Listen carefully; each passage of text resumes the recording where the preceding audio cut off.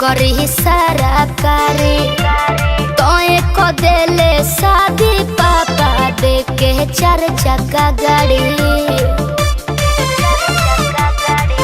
अरे काला पलूठा दुल्हा बा नौकरी सरकारी तो एक देले शादी पापा दे के 4 चक्का गाड़ी। सुझे ना उपाय बात सुने न माई का कोड समझ न आवेला। डार्लिंग सैया जी का फोन लगाओ और जो कहता हूँ दोहराओ।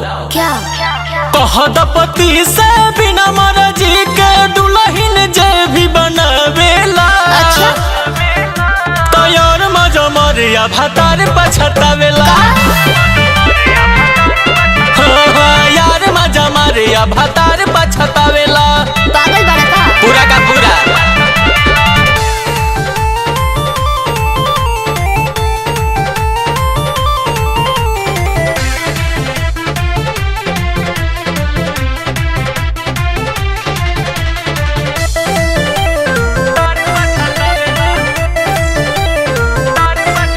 जैसे जैसे वो दिन लिया राता मोर जिया घबराता तोहरा बिना जीना ही पाइब जे टूट जाहि नाता।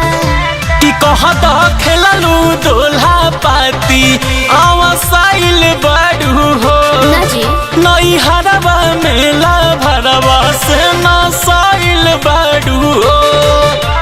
लागल बताव पियावा के भी चाव दुआरा बारात ले आवेला। सच बताओ और ब्याह कटवाओ। कहत पति से बिना मर्जी के दुल्हन जे भी बनावेला। अच्छा तैयार मजा मारेला भातार पछतावेला। यार मजा मारिया भातार पछतावेला।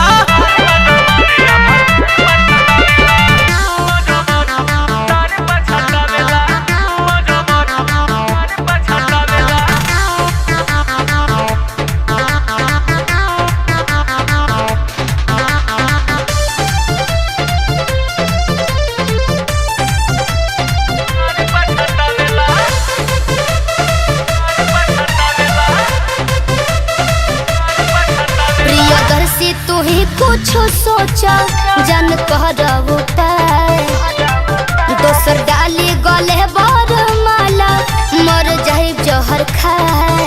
हाँ तोहर दुखवा कुली ठीक इरितिक करी है हो। अच्छा राख प्यार पविसवास तोहर मांग भरी है हो। तोहर है जोरे जोनी भागे के पर सभे है उपाय बतावेला।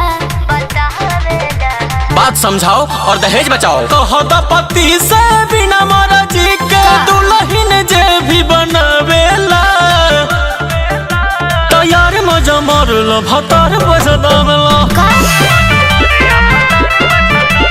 यार मजा मारिया भातार पछतावेला।